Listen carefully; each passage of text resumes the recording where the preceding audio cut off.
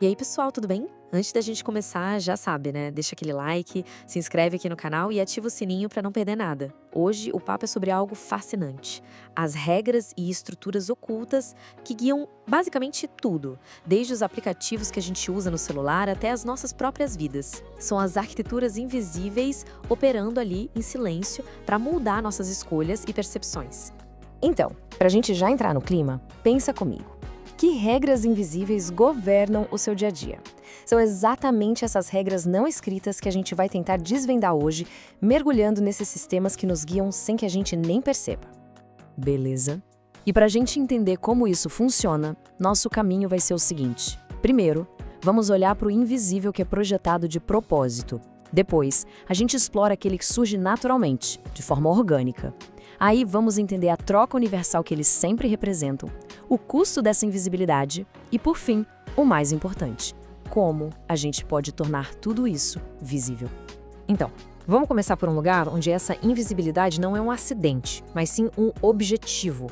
A gente está falando do mundo do desenvolvimento de software. Sabe, a base de muitos sistemas que a gente usa hoje é um princípio chamado convenção sobre configuração.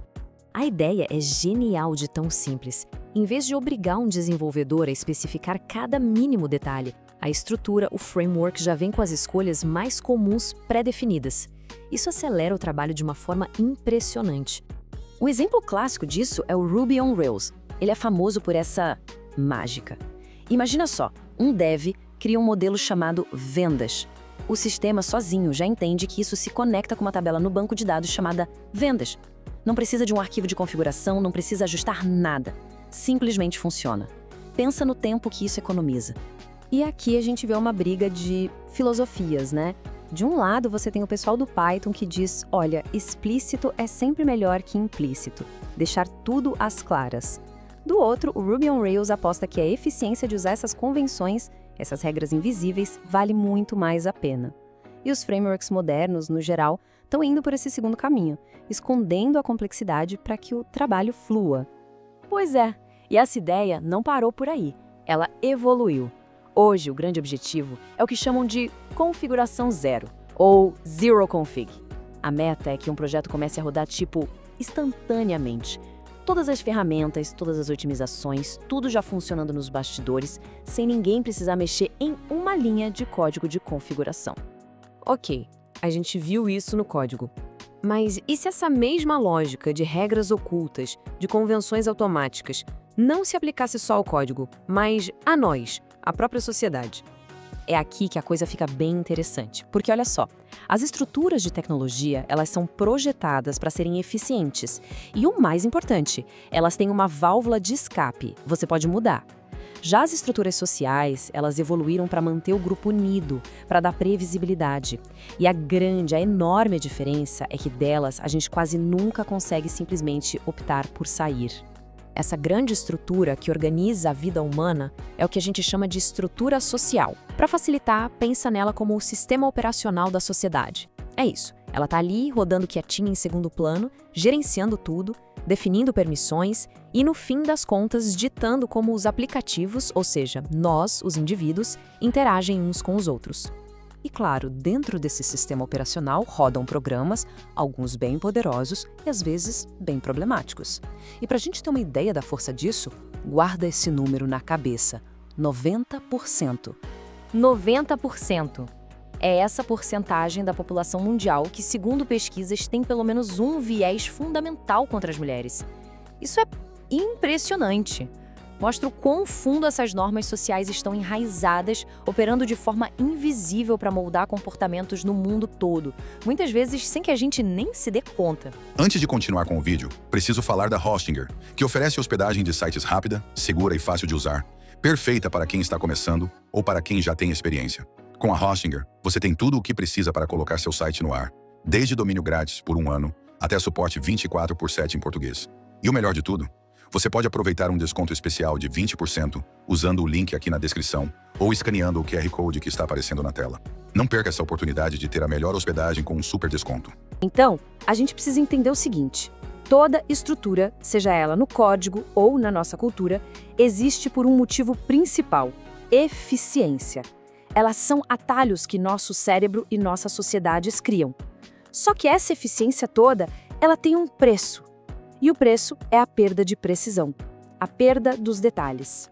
Tem um exemplo muito forte disso no trabalho do Fernando Braga da Costa. Ele conta a história de um estudante de psicologia que se vestiu de gari para um experimento na própria universidade.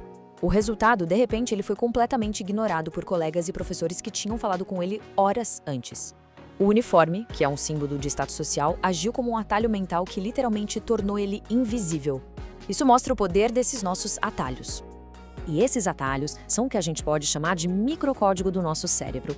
São os vieses inconscientes. Viés de afinidade, de confirmação, o efeito halo, são todos programinhas que executam a lógica das normas sociais de forma automática, instantânea.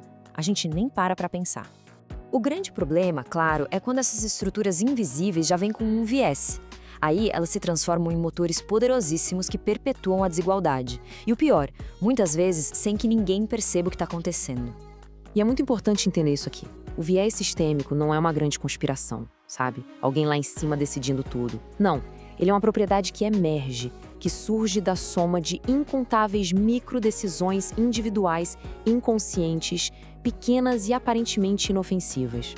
E tudo isso gera um custo oculto, que a gente pode chamar de imposto da invisibilidade. Pensa nisso como a carga cognitiva, o peso emocional extra que pessoas de grupos não dominantes carregam o tempo todo para navegar em sistemas que, simplesmente, não foram desenhados para elas. É uma carga pesada e para o grupo dominante completamente invisível. E falando em construir sistemas sólidos e visíveis, quem está pensando em tirar um projeto do papel e colocar no ar precisa de uma base robusta.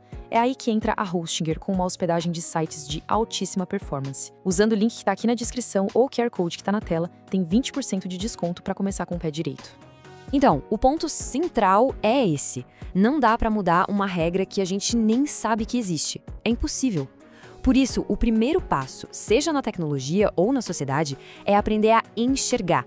É desenvolver a habilidade de ver essas arquiteturas ocultas.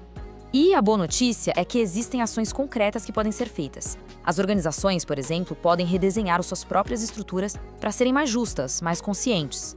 Como? Implementando programas sérios de diversidade e inclusão, fazendo treinamentos para que as equipes reconheçam seus próprios vieses e, talvez o mais importante, fazendo uma autoavaliação honesta para ver onde o sistema está falhando. Mas calma lá, a gente não pode se enganar. O objetivo não é eliminar todas as estruturas invisíveis. Isso seria impossível. A gente precisa de atalhos para lidar com a complexidade do mundo. O verdadeiro objetivo é desenvolver o que a gente pode chamar de visibilidade estratégica, ou seja, a capacidade de tornar essas estruturas visíveis e de questioná-las sempre que for necessário. No final das contas, a escolha não é se vamos usar estruturas invisíveis, porque isso é inevitável. A verdadeira escolha é se a gente vai ser apenas um sujeito inconsciente delas ou se vamos nos tornar seus arquitetos conscientes. E aí fica a pergunta para a gente refletir. Que tipo de arquitetos nós seremos? Bom, se essa análise fez sentido, se abriu alguma ideia nova, não esquece de deixar o like, se inscrever no canal e compartilhar com mais gente. Muito obrigada pela companhia e a gente se vê na próxima.